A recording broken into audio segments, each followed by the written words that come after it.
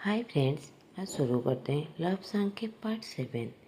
पिछले पार्ट में हमने सुना था ईपो और चंद फाइनली एक दूसरे को किस किए थे। अब आगे की स्टोरी। अगले दिन सुबह फ़ोन की रिंग से उन दोनों की नींद टूटता है। जो ऑलरेडी 7 बज चुके थे। ये फ़ोन ईपो के मदर का था।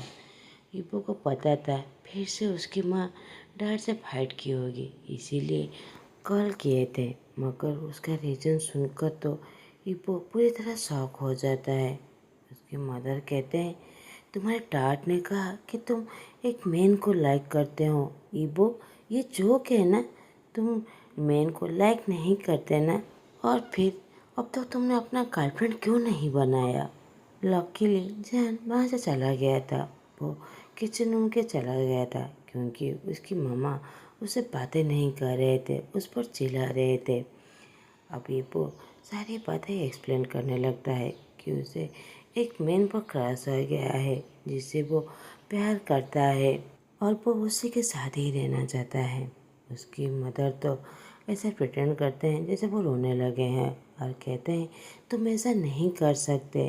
तुम मुझे इस तरह कैसे एक्सप्लेन कर सकते हो? सोसाइटी क्या कहेंगे? ईबो कहता है उसे किसी का भी परवाह नहीं है। सोसाइटी क्या कहेंगे उसे कोई भी परवाह नहीं है। उसके साथ उसके डैड और उसका भाई है और वो उसकी माँ और डैड की शादी की बात भी पॉइंट पर रखता है कि उन दोनों की शादी पर भी बहुत ज़्यादा प्रॉब्लम में आया था और उनकी सोसाइटी भी इसी तरह उसे मना कर रहे थे। मगर उन दोनों ने फाइनली सबसे लड़कर उन दोनों ने शादी की थी। फिर अपने बेटे से ये एक्सपेक्ट कैसे कर रहे हैं कि वो भी अपनी सोसाइटी की परवाह करे। और उन दोनों की बातें 45 मिनट्स तक चलता है। अब जब बातें करने के बाद ईपो लिविंग रूम में आता है जहाँ ने ऑलरेडी उन दोनों के लिए ब्रेकफास्ट बना लिया था। जहान पूरी तरह शांत था। ईपो को लगता है शायद कल रात के किस के वजह से जैन बहुत ज़्यादा अनकम्फर्टेबल फील करता है, इसीलिए ईपो उससे बातें करना चाहता था। मगर क्या लिखे? उसे तो इस बारे में क्या कहाँ से शुरू करे उसे खुद भी समझ नहीं आ रहा था।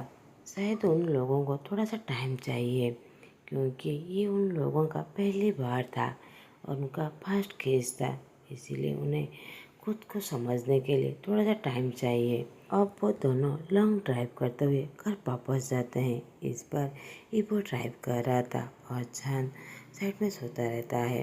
जैसे ही वो दोनों घर पहुंचते हैं, ईपो के डैड उसका वेट कर रहे थे।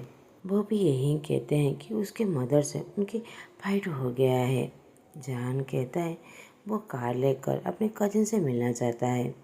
ईपो भी सोचता है ये बहुत अच्छी बात है जब अपने डैड से अच्छे तरीके से बात कर सके, इसीलिए ईपो की दे देता है तो जान वहाँ से चला जाता है।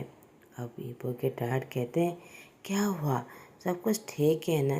तुम्हारा ट्रिप कैसे गया? अब ईपो उस ट्रिप की बातें सारी एक्सप्लेन करने लगता है और वो उस केस के बारे में भी कह देता है। इससे ईपो के डैड उसके शोल्डर पर पैर करते हुए कहते हैं, मैं अपने बेटे के लिए बहुत ज़्यादा खुश हूँ। अब तुम दोनों बहुत ज़्यादा क्लोज आ गए हो। और उनके और ईपो के मदर के बीच में जो फाइट हुआ है उसके बारे में भी बातें करने लगते हैं।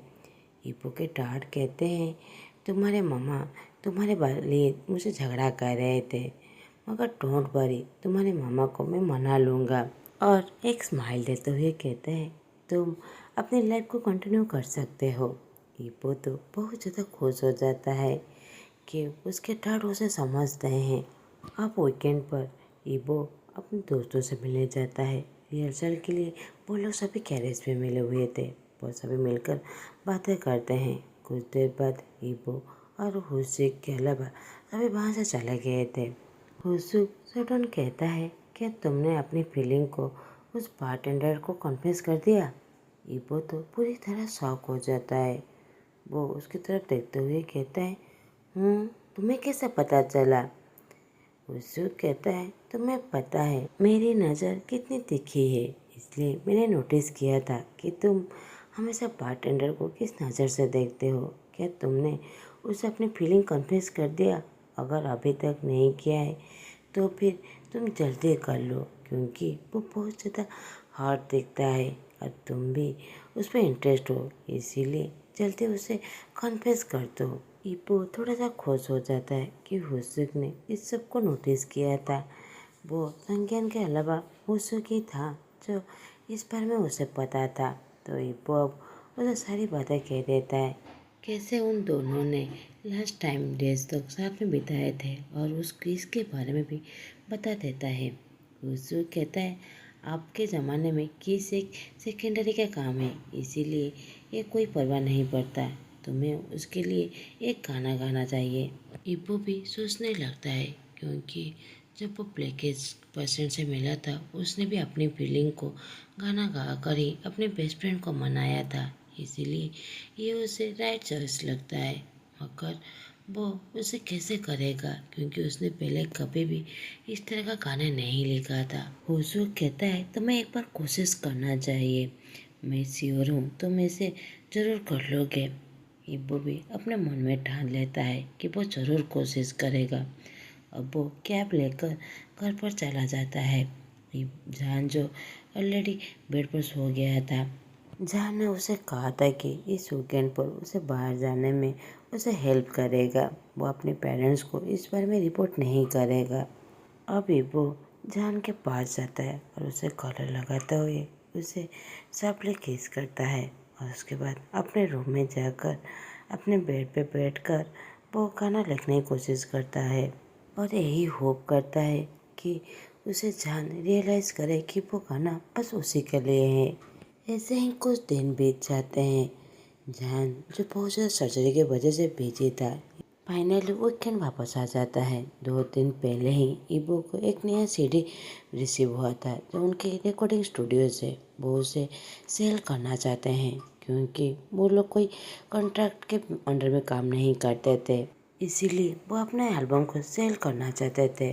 अभी वो अपने क्लब जाता है, जहाँ जो ऑलरेडी वहाँ से जा चुका था। वो दोनों लास्ट 3 डेज से कुछ बातें भी नहीं कर पा रहे थे, क्योंकि उन दोनों की शिफ्ट अलग हुआ करता था। हार्डली वो दोनों एक दूसरे को देख पाते थे। वो दोनों साथ में रहते थे, मगर वो जान को बहुत ज़्यादा मिस करता था उसके हंसते हुए फेस को देखने के लिए, जब जान उसे बहुत सारी बातें करता था।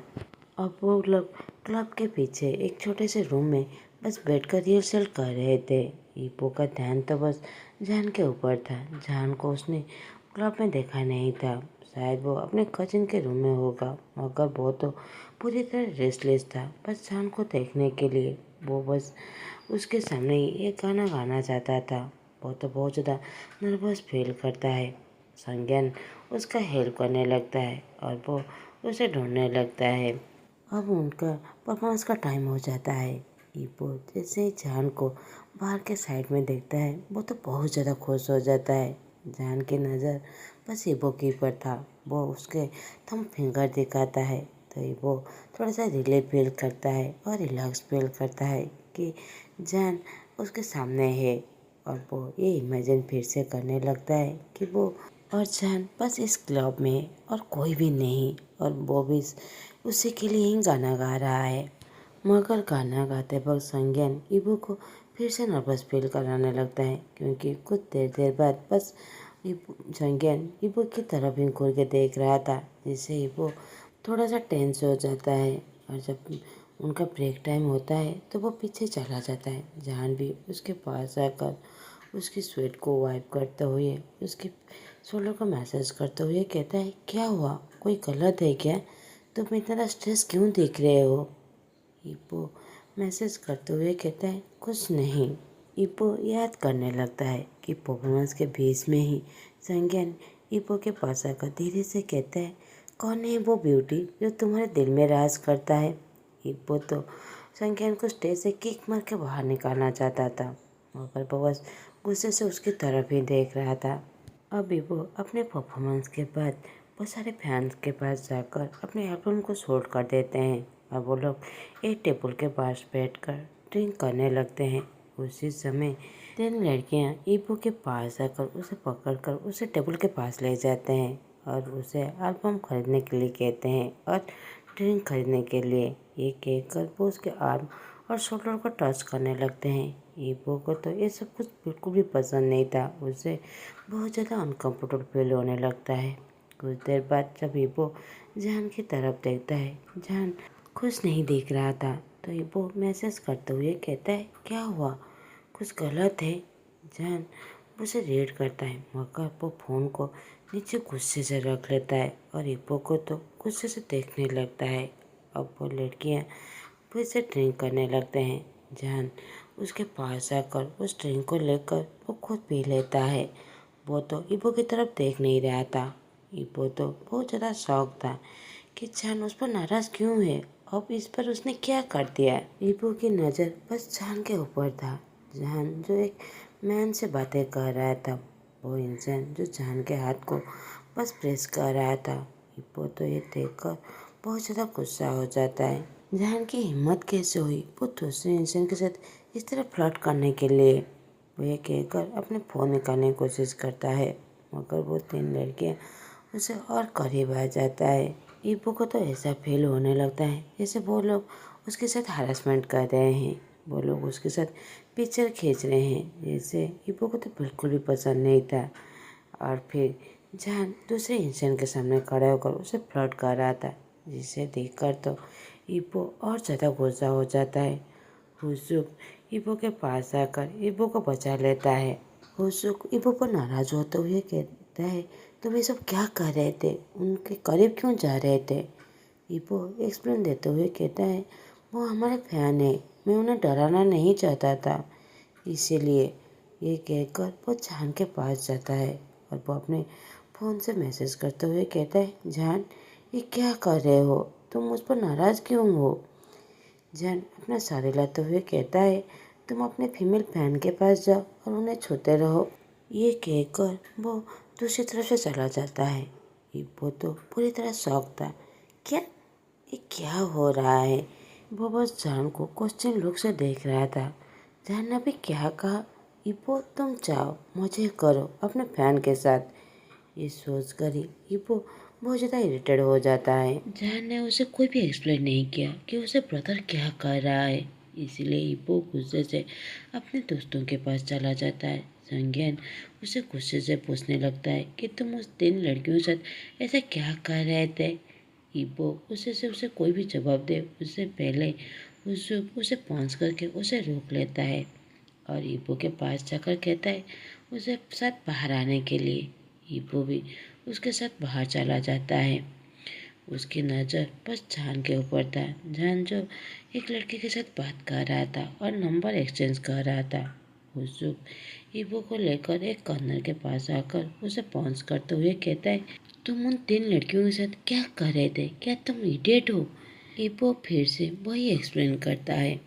हुसुक कहता है, तुम सच में एक इडियट हो, तुम दूसरों को तुम्हें छूने कैसे दे सकते हो? जब जान तुम्हारे आसपास हो तुम्हें रियलाइज है कि उसे क्या फील हो रहा होगा जब वो और लड़कियां तुम्हें फ्लर्ट करने की कोशिश कर रहे थे। ईबो एक बच्चों की तरह कहता है, मैं किसके साथ फ्लर्ट नहीं कर रहा था। उस तरफ देखो जान को, वो किस तरह उस लड़के के साथ बातें कर रहा है और नंबर एक्सचेंज कर रहा है। वो सब गुस्से से कहता है, वो ठीक कह रहा है, क्योंकि तुम उसे बता ही नहीं रहे हो कि तुम्हारे दिल में उसके लिए क्या फीलिंग है। तुम दोनों ने एक दूसरे को किस की, मगर अभी तक तुमने उसे बताया नहीं। और वो जो भी कर रहा है वो ठीक कर रहा है, क्योंकि जब तुम उन 3 लड़कियों को छूने के लिए दे सकते हो, उन लोगों के साथ हंस के बातें कर रहे हो, तो फिर वो तो वैसा ही करेगा ना। ईबो कहता है, क्या मतलब तुम्हारा, वो जेलस है? होसू कहता है, हाँ, और तुम भी। क्या तुम जेलस नहीं हो? ईबो कहता है, मुझे नहीं पता। होसू कहता है, तो फिर तुम मुझे कंप्लेन क्यों कर रहे हो कि जान किसी दूसरे से बात कर रहा है? ईबो अब समझ जाता है, कहता है, हाँ तुमने ठीक कहा, मैं जेलस हूँ और मैंने जान को जेलस करवा दिया, इसीलिए वो मुझसे नाराज़ है। होशो कहता है, तुम्हें बहुत जल्द अपनी फीलिंग को कन्फेस कर देना चाहिए, नहीं तो तुम उसे खो बैठोगे।